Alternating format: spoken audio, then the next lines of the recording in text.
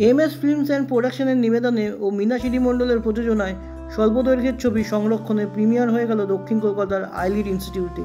সৌভিক দে পরিচালিত এই ছবিতে অভিনয় করেছেন জারিনা ওয়াহাব, পূর্ণদর্শন গুপ্ত, জয়জিৎ ব্যানার্জি, শ্রেয়া ভট্টাচার্য প্রমুখ। এই ছবির পুরো শুটিং হয়েছে রাজারহাটের সংরক্ষণ বৃদ্ধাবাসে।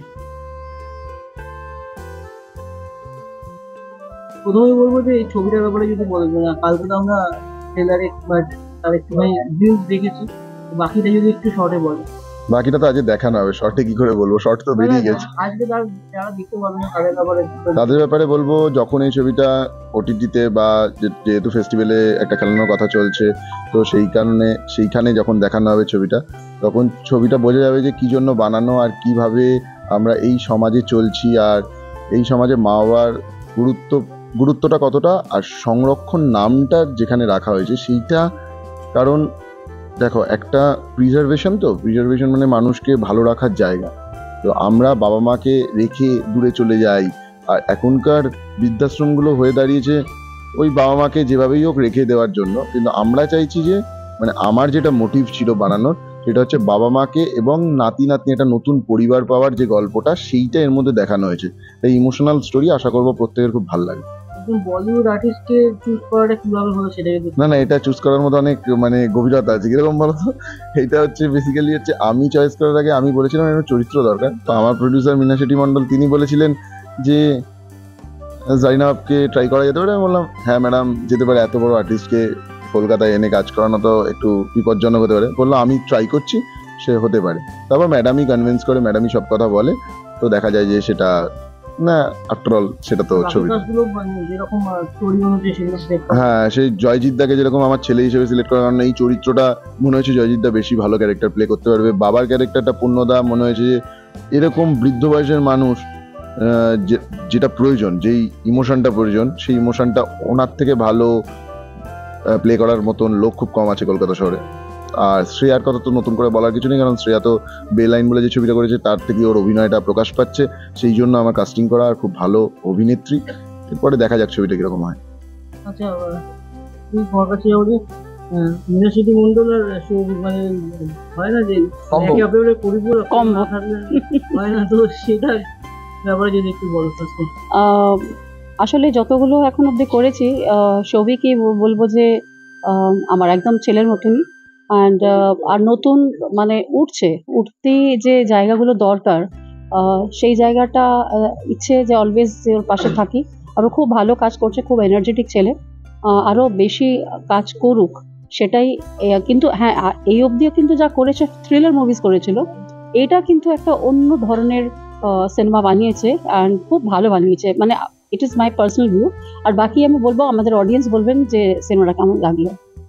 আচ্ছা, আপনার যদি একটু এক্সপিরিয়েন্সটা বলেন, পুরো প্রজেক্টের সঙ্গে যুক্ত হওয়ার এক্সপিরিয়েন্স, এবং বলিউডের একজন স্টার রয়েছেন, জয়জিৎ দা রয়েছেন, শ্রেয়া রয়েছেন, আরও অনেকে রয়েছে।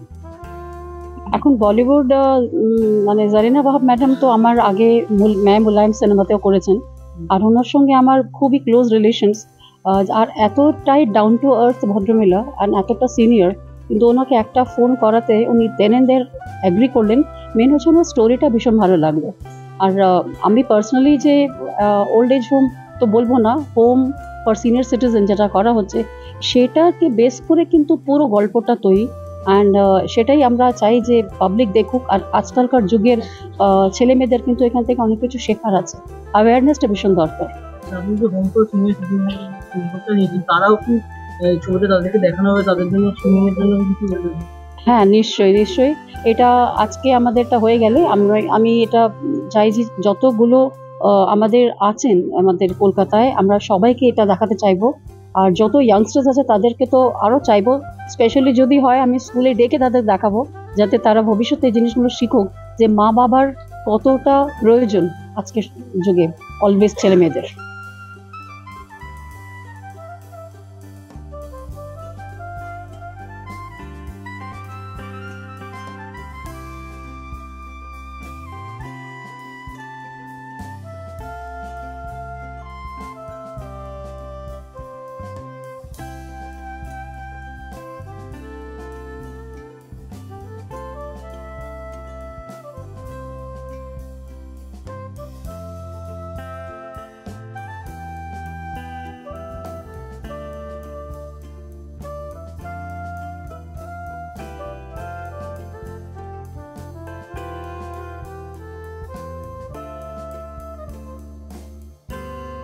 বছর আগে একটা গান হচ্ছে, সেই গানটা থেকেও আমরা কোনো শিক্ষা পাইনি।